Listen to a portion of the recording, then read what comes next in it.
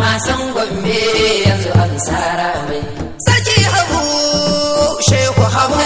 Masarautar Gombe masarauta ce mai ɗimbin tarihi da ke tabbatar da zumunci da zaman lafiyar addinai ta hanyar fito da zakakurai masu tallafawa al'umma domin karrama su da sarautar gargajiya.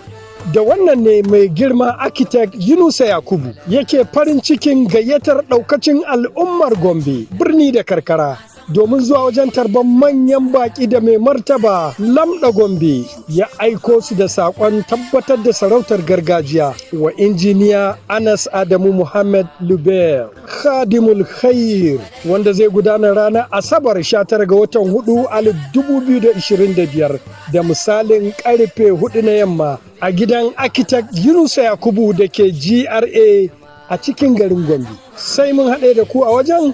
Allah ya ba ku ikon halarta. Sarki Abubakari, Allah ya kare ka da dukkan makiru.